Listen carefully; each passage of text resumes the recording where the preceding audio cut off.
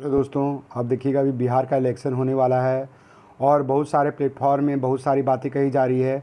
आप जानते हैं कि जॉब के लिए बीजेपी का हारना बहुत ज़रूरी है और कांग्रेस का जीतना बहुत ज़रूरी है। और बहुत सारे उपाय किए जा रहे हैं कि बीजेपी वाले बहुत सारे 2 नंबर वाले उपाय कर रहे हैं कि जैसे कि कांग्रेस के उम्मीदवार जीत नहीं पाएँ।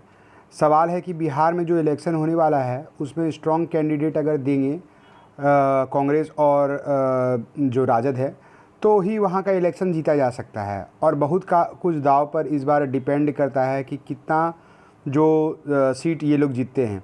अगर बिहार का इलेक्शन भाजपा जीतती है तो आपका भाजपा का सरकार बने रहेगा वहाँ पर, क्या बोलते हैं, सेंटर में। और अगर कांग्रेस जीतती है बिहार में तो कांग्रेस का गवर्नमेंट बनेगा सेंटर में।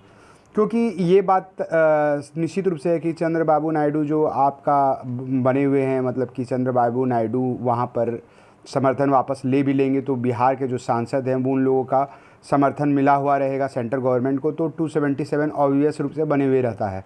लेकिन अगर इसका गवर्नमेंट बन जाएगा, क्या बोलते हैं, कांग्रेस का गवर्नमेंट बन जाएगा तो जो सांसद बिहार से समर्थन दे रहे हैं सेंट्रल गवर्नमेंट को वो उसको समर्थन नहीं दे पाएंगे, जिसके कारण कि उसकी सरकार गिर जाएगी, बीजेपी की सरकार गिर जाएगी। तो बीजेपी की सरकार को गिराने के लिए बिहार में जो है कांग्रेस और राष्ट्रीय जनता दल का गठबंधन का सरकार बनना बहुत ज़रूरी है।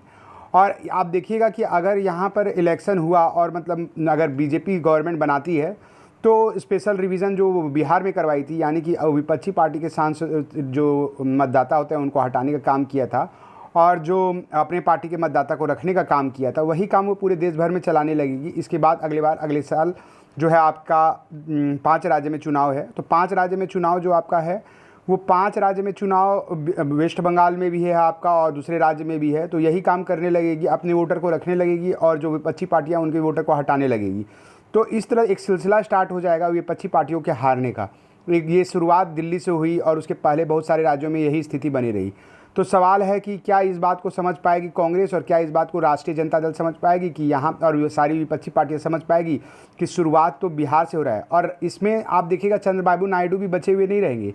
चंद्रबाबू नायडू जो आपके हैदराबाद से आते हैं वहाँ भी स्पेशल रिवीजन अगर किया जाने लगा और वहाँ उनके वोटर को भी हटाया जाने लगा और अपने वोटर को रखा जाने लगा बीजेपी द्वारा, तो वहाँ भी मतलब समझ लीजिए कि बीजेपी चंद्रबाबू नायडू को हटाने काम करने लगेगी, क्योंकि बीजेपी किसी की सगी नहीं है। और आप जानते हैं कि नवीन पटनायक जो है बीजेपी के उड़ीसा के, उन्होंने समर्थन किया था किसी समय उपराष्ट्रपति के चुनाव, राष्ट्रपति के चुनाव में, और आज के टाइम में उनकी सरकार जो है वहाँ पर नहीं है जो इतने सालों तक टिकी हुई थी।